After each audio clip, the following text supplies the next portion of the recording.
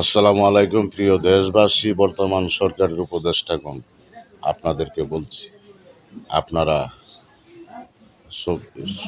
বাংলাদেশে দুর্গাপূজা হচ্ছে হিন্দুদের, ওদের মন্দির রক্ষা ও পূজার মধ্যে গ্যাঞ্জাম না হয় সেটার জন্য আপনারা সবাই উপদেষ্টাগণ, বাংলাদেশের যত দল আছে সব দলের নেতাগণ, মৌলানা বক্তারা সবাই বলছেন যে সুস্থভাবে সুন্দরভাবে পূজা মণ্ডপে আপনারা পরিচালনা করবেন, কেউ যেন গ্যাঞ্জাম না করতে পারে। আইন শৃঙ্খলা বাহিনীও সেটা থাকবে সবাই, আর এটা যার যার ধর্ম সে পালন করবে।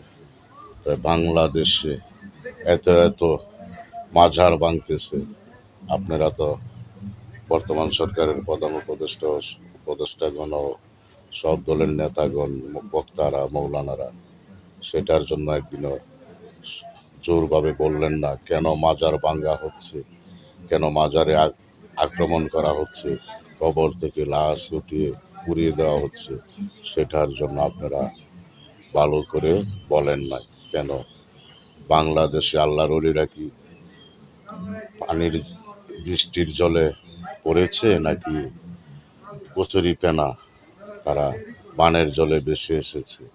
তারা ইসলাম প্রচার করলো বাংলাদেশে, তাদের জন্য আপনারা কিছুই করতে পারেন না কেন?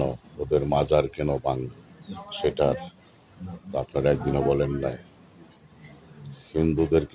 হিন্দুদের থেকে আল্লাহর অলিগণ নিচু হয়ে গেল? তাদের মাজার রক্ষাতে আপনারা পরিপূর্ণ অগ্রসর হচ্ছেন না কেন? কার বয়ে, কোন গোষ্ঠীর বয়ে আপনারা এই মাজারগুলি রক্ষা করতে সক্ষম হচ্ছেন না? আপনারা ব্যর্থতা হচ্ছেন কেন?